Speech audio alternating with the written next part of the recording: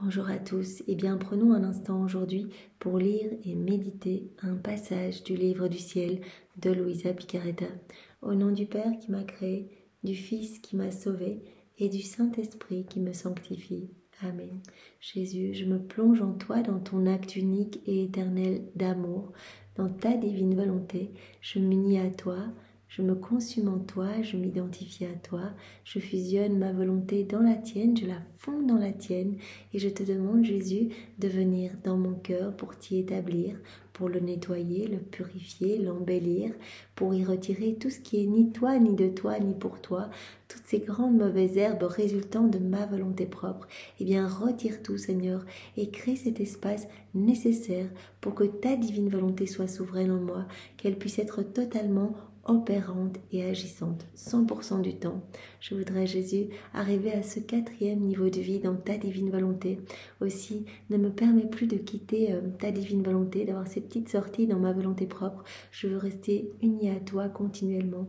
Enchaîne-moi à toi, Seigneur, avec ces 12 chaînes de ton amour. Enferme-moi dans ton cœur, brûle-moi du feu de ton amour et de ta tendresse. Que je ne puisse voir que toi, n'entendre que toi, ne parler que de toi, respirer que pour toi, vraiment que je ne travaille que pour toi, que mes pieds ne marchent que vers toi. C'est ce que je veux vraiment, Seigneur. Vraiment, comme la Vierge Marie le demandait à Louisa, eh bien, ne t'occupe pas des autres. Reste fixé sur Jésus. Et vraiment, c'est très important de faire comme s'il n'y avait que Jésus et toi sur la terre. Voilà, c'est un conseil que Marie nous donne aujourd'hui aussi.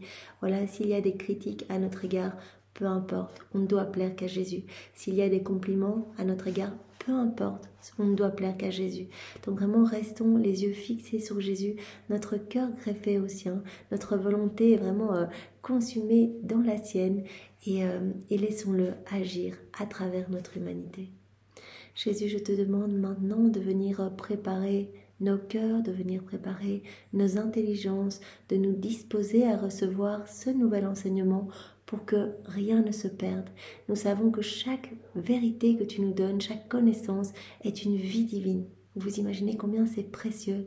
Donc nous ne recevions pas cela de manière distraite, sinon nous n'allons rien vraiment en retirer, mais que cette connaissance puisse descendre dans un cœur bien disposé, Seigneur, que nous puissions comprendre avec ta compréhension et ton amour, et que nous puissions mettre tous ces mots bénis en pratique pour que nos vies portent de beaux fruits pour toi, Jésus, ton Père et l'Esprit Saint. Maintenant, Jésus, parle à travers ma bouche, envoie sur chacun de nous ton Saint-Esprit, que ce moment, fait en union avec toi, puisse avoir des retombées dans tous les cœurs.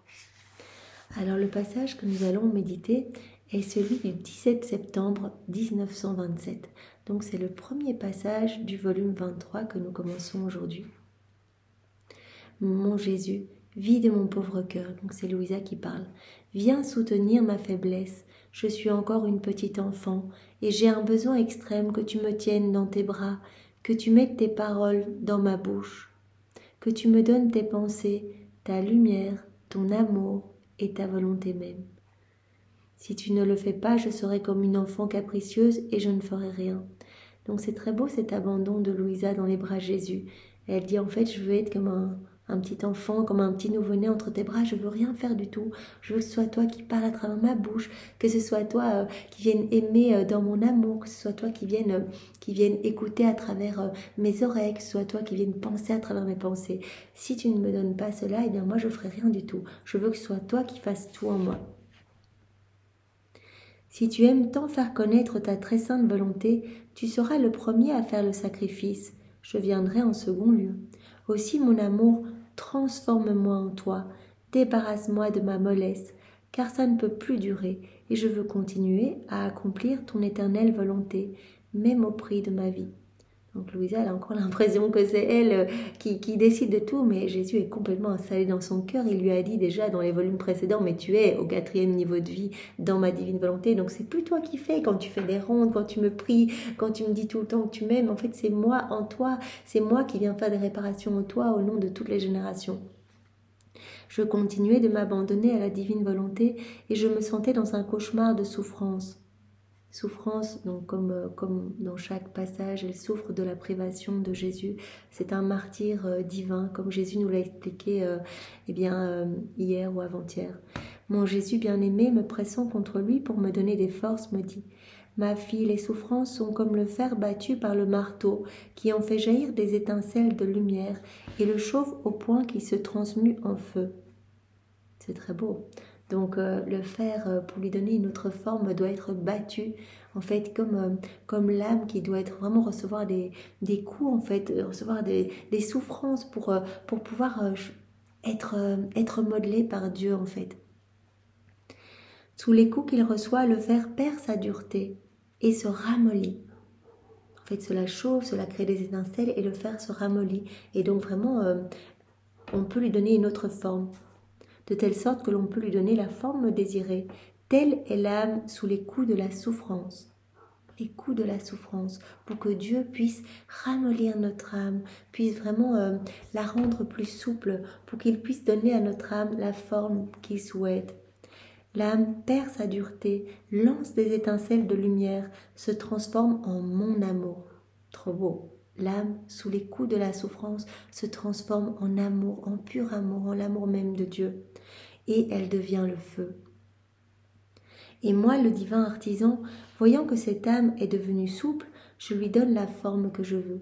Pour autant, bien sûr, que l'âme vit toutes ses souffrances en union avec Jésus dans sa divine volonté. Comme Louisa, là, elle vit tout dans la divine volonté et elle souffre ce martyre d'être privée de la présence même de Jésus. Il est dans son cœur, mais en tout cas, elle a besoin de le voir physiquement. Et bien, Jésus lui dit: ne t'inquiète pas, en fait, je suis en train de modeler ton âme, vraiment pour la rendre sublime, en fait. Je lui donne la forme que je veux. Oh, quel délice de pouvoir la faire belle! Je suis un artisan jaloux, et je me vante de ce que personne ne peut ni ne sait donner à mes statues et à mes vases, ces formes et cette beauté, et plus encore dans les moindres détails. Ça veut dire que le Seigneur nous façonne en fait par le biais de ces souffrances qui sont comme autant de coups pour ramollir l'âme, l'assouplir, pour qu'il puisse vraiment nous transformer. Et je convertis en vérité toutes les lumières qui étincellent. Voilà, donc toutes ces petites étincelles en fait sont converties en vérité. Donc vraiment sous ces coups, en fait, le Seigneur nous prépare pour recevoir de nouvelles vérités. Ainsi, avec chaque coup que je porte à l'âme, je prépare une vérité à lui manifester, car chaque coup est une étincelle que l'âme fait sortir d'elle-même. Et je ne perds pas les étincelles, comme fait le forgeron qui bat le fer, car je me sers de ces étincelles en les revêtant de la lumière de vérité étonnante, de telle sorte qu'elles servent de vêtements magnifiques à l'âme et lui administrent la nourriture de la vie divine. Donc c'est très beau dans cette comparaison que Jésus nous prend, voilà, comme le fer quand il est battu, eh bien voilà, va devenir plus souple. La personne va pouvoir lui donner une forme à sa guise. Et puis il y a des étincelles qui sortent comme de l'âme. Eh bien Jésus dit: ces petites étincelles en fait me permettent de donner de nouvelles vérités. En fait, je prépare l'âme à recevoir de nouvelles vérités pour vraiment recouvrir son âme de lumière, d'un vêtement magnifique en fait. De telle sorte que toutes ces petites vérités que je vais lui donner, eh bien, servent de vêtements magnifiques à l'âme et lui administrent la nourriture de la vie divine. Voilà, il faut que l'âme, eh bien, soit travaillée pour pouvoir accueillir ces vérités. Et l'âme va se revêtir de lumière sublime. Chaque vérité est vraiment, comme dit Jésus ici, une vie divine. Après quoi je suivis mon doux Jésus, mais il était si affligé et souffrant que j'en fus émue de pitié. Et je lui dis: dis-moi, mon amour, ce qui ne va pas. Pourquoi souffres-tu tant? Pourquoi souffres-tu autant? Et Jésus ajouta: ma fille, je souffre de la grande douleur de ma volonté. Donc une fois de plus, Jésus nous parle de cette souffrance de la divine volonté qui en fait est, comme il nous en a parlé il y a quelques jours, qui est rejetée en fait dans la création. Nous savons bien que la divine volonté travaille dans chaque élément créé, elle est opérante, agissante dans chaque petite chose créée, chaque petite fleur, chaque petite feuille. La divine volonté est là en fait, puisque vraiment tout est régi par la divine volonté. Et l'homme, en fait, ne va jamais remercier. Il va se servir des éléments créés, voilà, pour s'alimenter, pour décorer sa maison, pour ses loisirs, etc. voilà, en allant au soleil, mais il ne va pas voir ce qu'il y a derrière cette vie divine, cette divine volonté qui travaille en fait. Et donc Jésus dit, en fait, ma grande souffrance, c'est la souffrance de ma volonté, qui se trouve également dans tous mes enfants, dans toutes les créatures, mais qui est écrasée vraiment par tout ce qui résulte de la volonté humaine, de la volonté propre. L'homme, quand il préfère vivre dans sa volonté propre, eh bien réduit à rien ma divine volonté. Elle ne peut pas agir. C'est comme si elle était ligotée, c'est comme si elle était enfouie sous un tas d'ordures, en fait, de décombres, de noirceur, de puanteur, tout ce qui résulte de notre ego, de notre volonté propre. Ma fille, je souffre de la grande douleur de ma volonté. Mon humanité a souffert, donc sur la terre, elle a eu sa croix, mais la vie de mon humanité fut brève sur la terre. Au contraire, la vie de ma volonté est longue parmi les créatures. Quelle souffrance la divine volonté endure. Cela fait des milliers d'années, 6000 ans, nous dit Jésus dans un autre enseignement, que la divine volonté est errante et qu'elle cherche à venir dans un cœur, d'être accueillie. Alors la Vierge Marie, bien sûr, elle a été tout le temps dans la divine volonté, 100% dans la divine volonté, mais Jésus dit, ma maman, elle forme un maillon unique avec moi. Donc ma divine volonté a attendu jusqu'à toi, Louisa, pour pouvoir être à nouveau souveraine dans un cœur. Mais c'est 6000 ans de torture, de douleur. Et encore maintenant, eh bien, tellement d'hommes ne connaissent pas la divine volonté, tellement d'hommes préfèrent agir seuls, sans Dieu.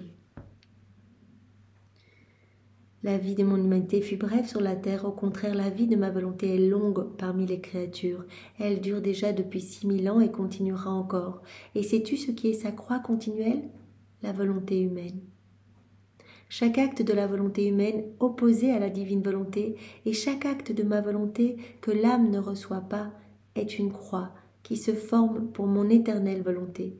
Donc tous les actes de la divine volonté veulent se donner, en fait ils sont tous, par exemple le soleil, il aimerait bien donner la lumière même de Dieu puisque les qualités divines sont conservées dans les éléments créés. Mais pour pouvoir recevoir, il faut avoir la divine volonté dans notre cœur, parce que la divine volonté sera la dépositaire de tous ces actes. Et si l'homme préfère agir dans sa volonté propre, les actes ne peuvent pas être déposés en l'homme. Donc c'est une souffrance pour la divine volonté qui ne peut pas donner ses actes. C'est une souffrance également pour la divine volonté qui est réduite à rien dans les cœurs et qui est réduite à la position d'esclave de la volonté humaine.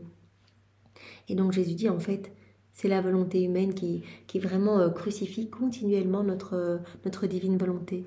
Ces croix sont par conséquent innombrables. Si tu regardes toute la création, tu la verras remplie de croix formées de la volonté humaine. Regarde le soleil. Ma divine volonté apporte la lumière du soleil. Le soleil veut donner sa lumière, mais il veut aussi donner aux âmes. Voilà la lumière divine, cette qualité divine, la chaleur qu'il conserve. Ma divine volonté apporte la lumière du soleil aux créatures et elles prennent cette lumière, mais sans reconnaître qui leur apporte cette lumière, sans voir que c'est la divine volonté derrière qui se donne, que tout est manifestation de l'amour de Dieu. Et ma volonté reçoit autant de croix dans le soleil que de créatures qui ne reconnaissent pas ma volonté dans sa lumière. Tous les hommes qui profitent du soleil, qui vivent leur petite journée, qui vont en vacances, etc., mais qui ne reconnaissent pas la divine volonté opérante et agissante dans le soleil, eh bien, ce sont comme autant de croix, des croix partout dans le soleil. Et tout en profitant de cette lumière, les créatures s'en servent pour offenser la divine volonté qui les illumine. Oh, comme il est difficile et douloureux de faire le bien et de ne pas être reconnu. Tout est témoignage de l'amour de Dieu. Jésus a dit, je suis la divine volonté. Jésus souffre de nos manques de retour d'amour, de nos manques de réciprocité à sa tendresse, à son affection, à toutes ces manifestations autour de nous, de ce qu'il nous aime. Le vent est rempli de croix également. Chacun de ses souffles est un bienfait qu'il apporte aux créatures. Elles prennent et aiment ce bien, mais elles ne reconnaissent pas la divine volonté qui les caresse dans le vent, qui les rafraîchit, qui purifie l'air pour elles. Et ma volonté sent ainsi des clous d'ingratitude s'enfoncer et des croix se former à chaque souffle de vent. C'est vrai que l'homme est terriblement ingrat, en fait, il prend tout, mais n'est jamais dans ce retour d'amour à laquelle Dieu aspire tant. Donc dans chaque brise de vent, il y a toutes ces croix en fait. La divine volonté souffrante dans chaque brise de vent, souffrante de ne pas être reconnue, de ne pas être aimée, de ne pas être accompagnée. C'est pour ça que les rondes, c'est tellement important, parce qu'on vient tenir compagnie à la divine volonté. On place nos actes d'amour, d'adoration, de louange, de bénédiction, et on demande que s'établisse le royaume du divin fiat ici-bas. Donc vraiment, on rétablit l'harmonie entre le ciel et la terre. L'eau, la mer et la terre sont pleines également de croix formées par la volonté humaine. Qui se sert de l'eau? Qui se sert de la mer? Qui se sert de la terre? Tout le monde. Et pourtant ma volonté qui conserve toutes choses et qui est la vie de toutes les choses créées n'est pas reconnue et demeure isolée dans ces choses créées pour ne recevoir que les croix de l'ingratitude humaine. Donc la divine volonté, elle donne, elle donne, elle donne. Tout est un je t'aime de Dieu pour nous en fait. Le vent en fait qui nous caresse le visage, c'est Jésus qui nous dit je t'aime. C'est la Trinité qui nous embrasse, qui nous rafraîchit.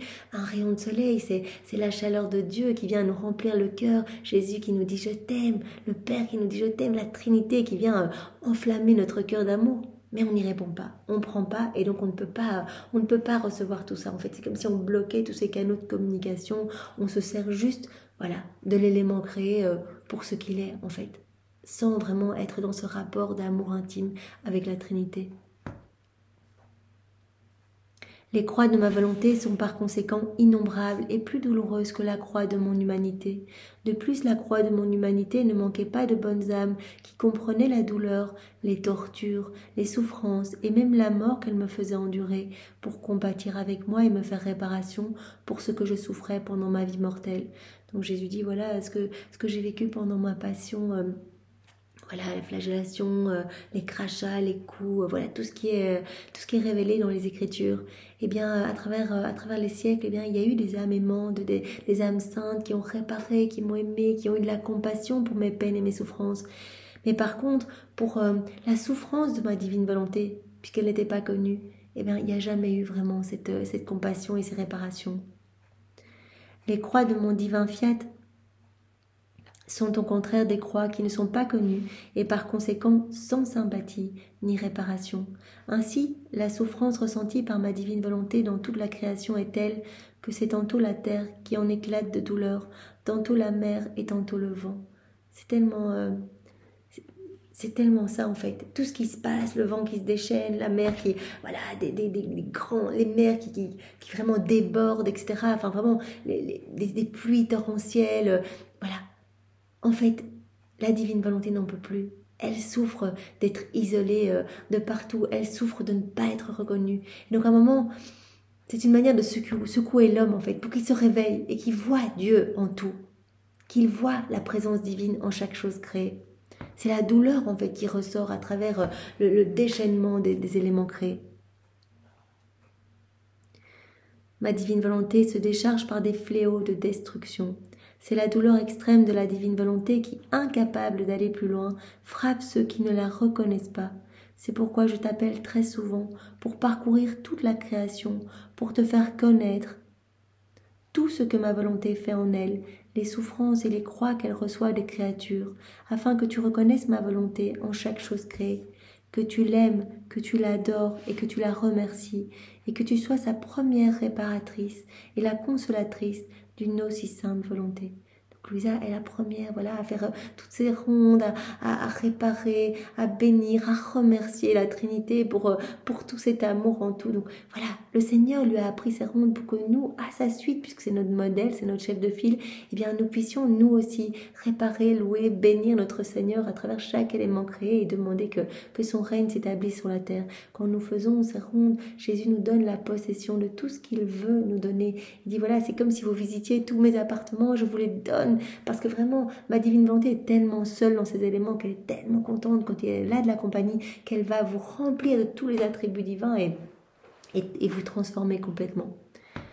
Car seul celui qui vit dans ma volonté peut pénétrer dans ses actes et connaître ses souffrances, et avec sa puissance même se faire le défenseur et le consolateur de ma volonté, qui depuis tant de siècles vit isolée et crucifiée au milieu de la famille humaine. Vraiment tant de siècles, 6000 ans de crucifixion, de croix dans chaque élément créé, et cela continue encore au milieu de la famille humaine. La divine volonté est complètement mise à mort en fait. Seul celui qui vit dans ma volonté peut faire réparation, peut comprendre toutes ses souffrances et peut en être le défenseur de la divine volonté. Et pendant que Jésus disait cela, je regardais la création et je la voyais si remplie de croix qu'il était impossible de les compter. Et pendant que la divine volonté sortait ses actes d'elle-même pour les donner aux créatures, la volonté humaine sortait ses croix pour crucifier ses actes divins. Tous les actes qui sortent pour être donnés, lumière, beauté, puissance, force, justice, etc.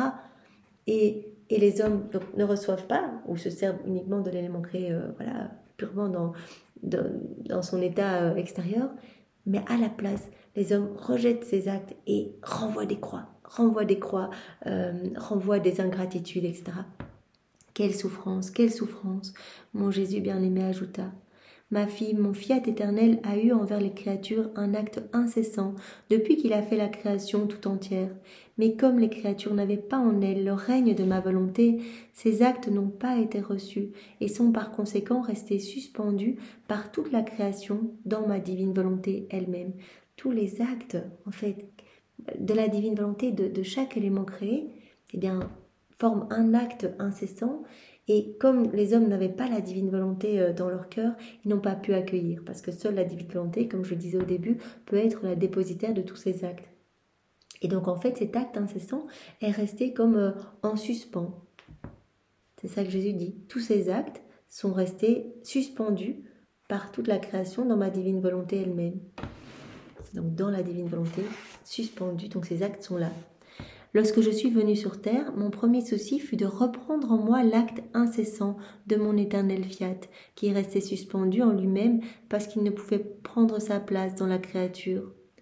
Et donc Jésus, quand il est venu, il s'est dit, mais hop, puisque ces actes ne peuvent pas se donner, cet acte incessant ne peut pas se donner dans la créature, elle n'en veut pas, elle n'a pas la place dans son cœur, elle remplit son cœur de toutes les choses du monde, eh bien, je vais prendre cet acte incessant en moi. Je vais prendre en moi cet acte incessant de mon éternel fiat qui reste suspendu en lui-même parce qu'il ne peut pas prendre de place dans la créature.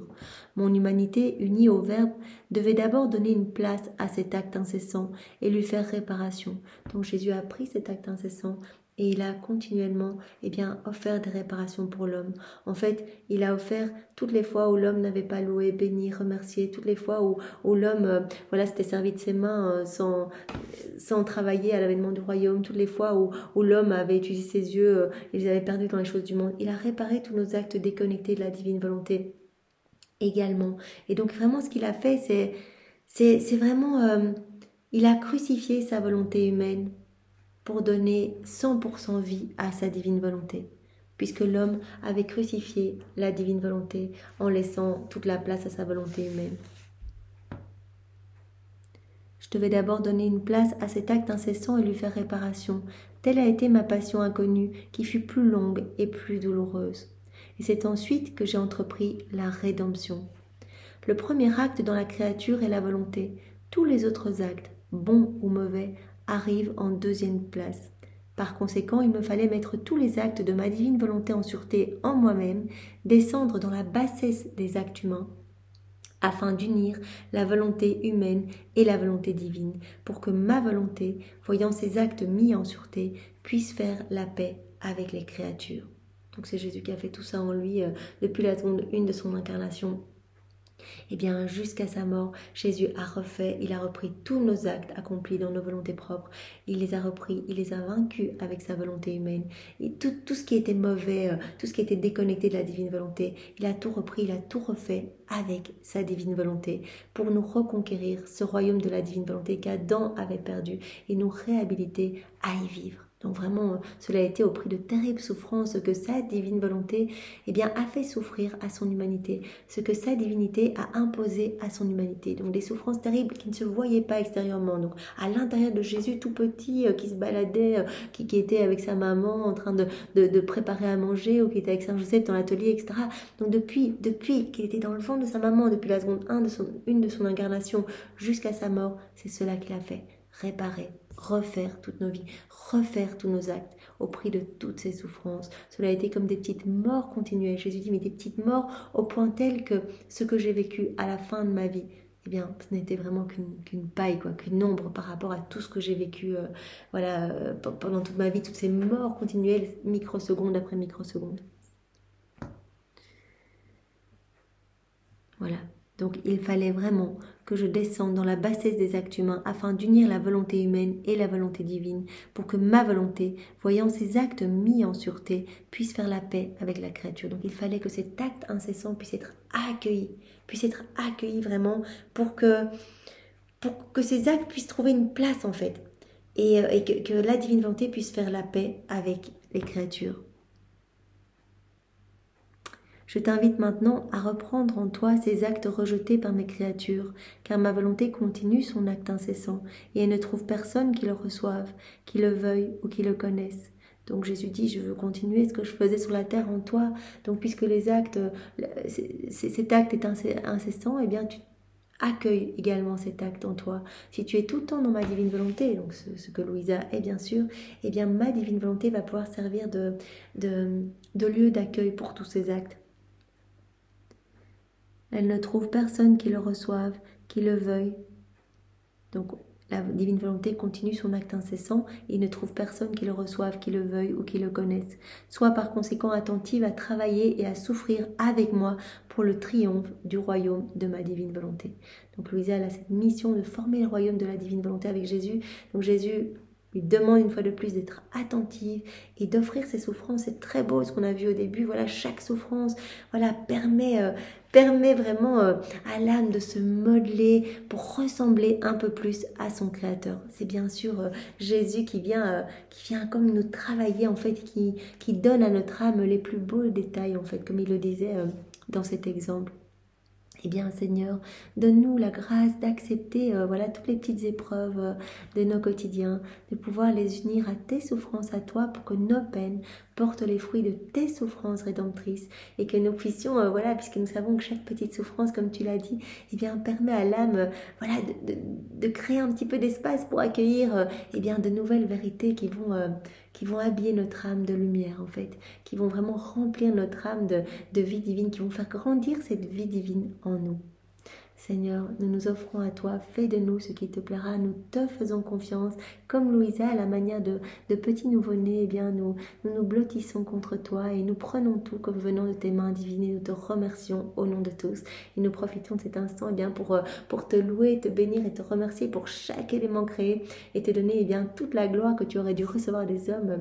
Voilà, si vraiment ils avaient reconnu ton amour dans chaque petite chose, dans la prise du vent, dans les rayons de soleil, etc. On te rend tout cet amour que tu aurais dû recevoir, on te rend cette gloire, on te rend cet honneur que tu aurais dû recevoir des hommes s'ils n'avaient pas connu le péché, s'ils étaient restés unis à toi dans ta divine volonté, continuellement dans ce flux et reflux d'amour. Merci Jésus, avec tes propres remerciements, au nom de tous, sois loué, béni et glorifié. Au nom du Père et du Fils et du Saint-Esprit. Amen. Soyez tous bénis. Au revoir.